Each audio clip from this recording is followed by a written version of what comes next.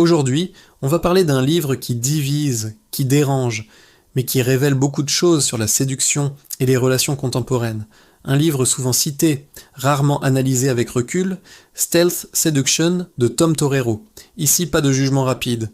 On va explorer, comprendre et surtout questionner. Bienvenue dans l'Odyssée relationnelle. Stealth Seduction n'est pas un roman. Ce n'est pas non plus un livre sur l'amour. C'est un manuel de séduction, mais surtout un manuel d'observation du désir. Son concept central est simple. La séduction fonctionne mieux quand elle est progressive, implicite, presque invisible. Tom Torero y décrit la séduction comme un processus, une dynamique émotionnelle et une lecture fine des signaux sociaux. Il propose des modèles assez précis. Comment aborder quelqu'un, comment créer de l'intérêt, comment maintenir la tension, comment gérer les résistances. Tout est pensé comme une montée en intensité, jamais comme un passage en force. L'idée est de ne pas arriver avec ses gros sabots en déclarant ses intentions, mais de laisser le désir s'installer de manière subtile, organique, presque comme si c'était une évidence. C'est cette approche furtive qui donne son nom au livre et qui constitue le cœur de sa philosophie. Il s'agit moins d'un jeu de manipulation que d'une danse sociale où chaque pas est mesuré pour ne pas effrayer l'autre, mais au contraire pour l'inviter à se rapprocher. Là où Stealth Seduction est puissant, c'est dans sa compréhension du réel. Le livre montre très bien que le désir n'est pas logique, qu'il est même souvent contradictoire. Il naît dans l'ambiguïté, pas dans la sécurité immédiate. Tom Torero insiste sur des points qui sont souvent évités dans les discussions sur les relations. Il parle de l'importance du cadre, c'est-à-dire de l'environnement et du contexte dans lequel la rencontre a lieu. Il aborde le rôle du leadership relationnel, cette capacité à guider l'interaction sans être dominant, à être proactif sans être oppressant. Il souligne aussi la différence fondamentale entre être désiré et être simplement rassurant. Il rappelle une vérité qui peut être dérangeante.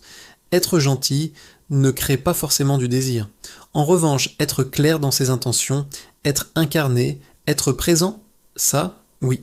Pour beaucoup d'hommes qui se sentent perdus dans les codes modernes de la séduction, qui ont peur de mal faire ou d'être mal perçus, ce livre peut agir comme un véritable révélateur.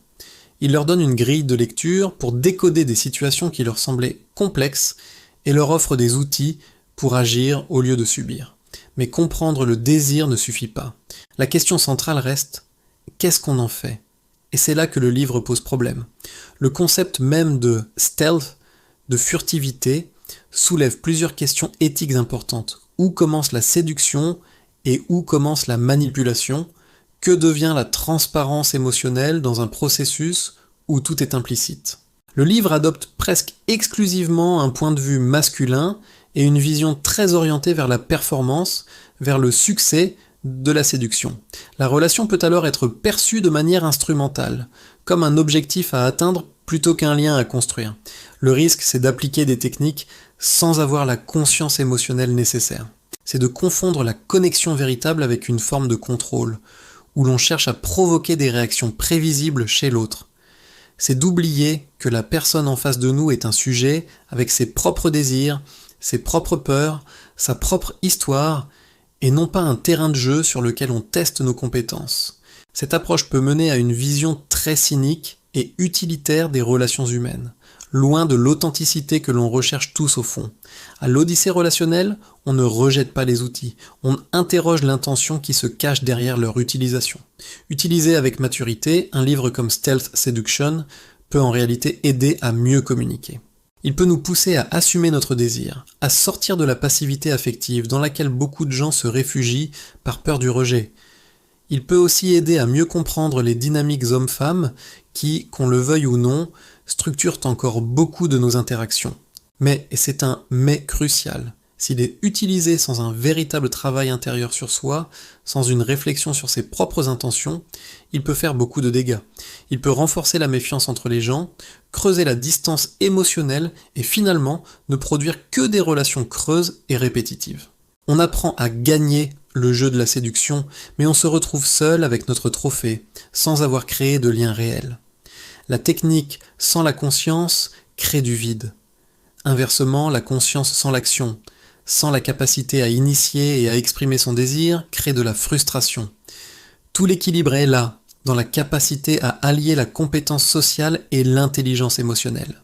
En conclusion, Stealth Seduction n'est ni un guide à suivre aveuglément, ni un livre à condamner sans même l'avoir lu. C'est une cartographie du désir, mais ce n'est pas une destination.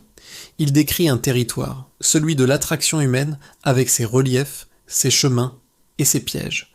Mais c'est à chacun de décider de l'itinéraire qu'il veut emprunter. À l'Odyssée relationnelle, on croit fermement que le désir mérite d'être compris, que la relation mérite d'être respectée et que la séduction peut être une démarche consciente, incarnée et profondément honnête. La vraie question n'est finalement pas « comment séduire ?». La vraie question est « quel type de relation suis-je en train de construire à travers mes actions ?» C'est cette intention qui donne son sens à chaque geste, à chaque parole. Dis-nous en commentaire. Faut-il apprendre la séduction comme une compétence, ou est-ce que ça dénature la relation ? Abonne-toi si tu veux continuer cette odyssée avec nous. À très bientôt.